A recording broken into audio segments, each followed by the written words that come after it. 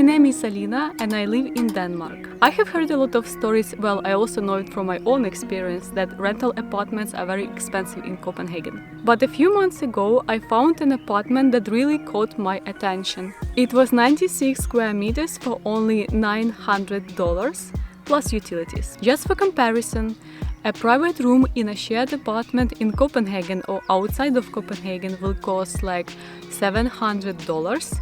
And the whole place of 96 square meters will cost something approximately $2,200 plus utilities. So in this video I would like to show you what to expect from such a cheap but quite big place close to Copenhagen. The first thing that I really loved about this apartment is the area. It is so green and there is so much nature around. Hi. Let me show you how it looks inside. So this is the entrance. Over there is a living room, my home office, another identical room, kitchen, bathroom and bedroom. So this is the bedroom. It's pretty big. There is a room for a double bed and also for the tree for my cat. For the family, if there was a family with a baby, there would be a room for a little bed for the baby. And when I moved into this apartment, there was no lights, I had to put it myself, also these two.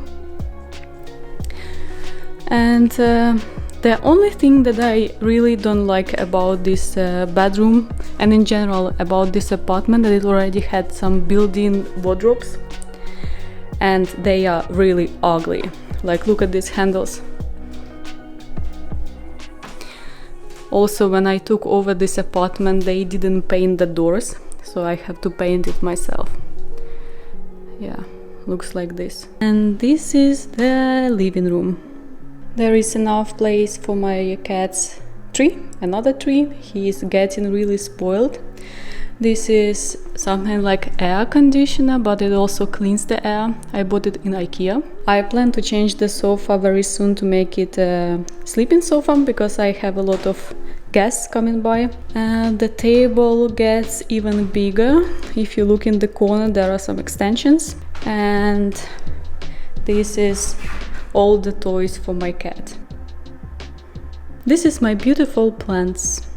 I guess if I wasn't that bad with plants, they wouldn't look so poor. A very special thing about Denmark is the way they open their windows. Like, they open it outside, and also there is some lock that you have to press in order to push it further. No one really bothers changing these things. I don't even know how to call it. Looks pretty old. This one I bought in IKEA and connected it to that one. And here is my home office, the room where I spend most of my time.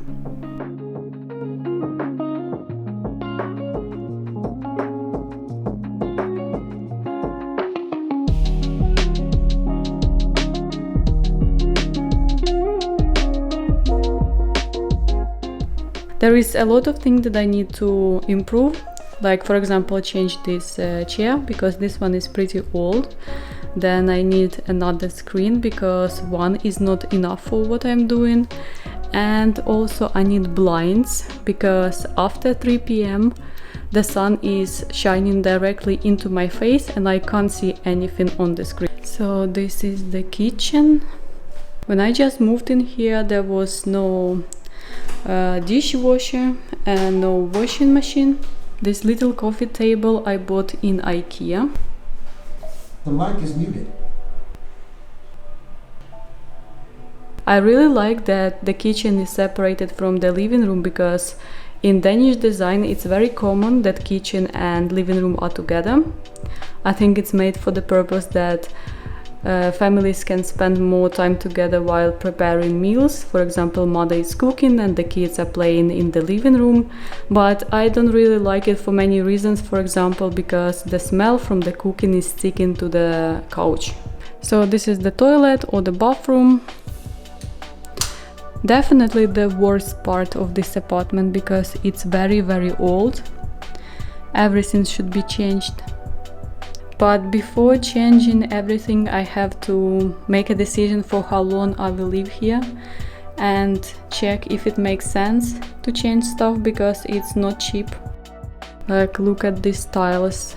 Almost all of them have some cracks. So all of this needs to be changed. This is the balcony, my favorite part of the apartment. It's very big and very light, has a lot of potential. Don't mind all the mess, most of these things should go to the basement. When I took over this apartment, I noticed that the balcony wasn't painted for many years.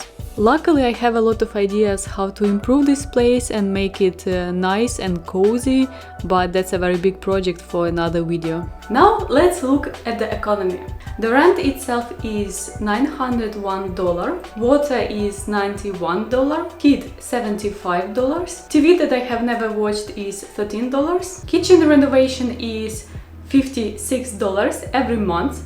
And this one is kind of a mystery to me, because I have no idea when they plan to renovate this kitchen. If I live here for 5 years, it means that I will have to pay for renovation of the kitchen $3,360, and that's quite expensive. So if you know what it means and when can I use this money for renovating my kitchen, please let me know in the comments. All these payments are fixed, and in total they make $1,139 or 850 Danish crowns. Electricity in Denmark is very expensive. Well, actually it's very cheap, but the transportation is very expensive.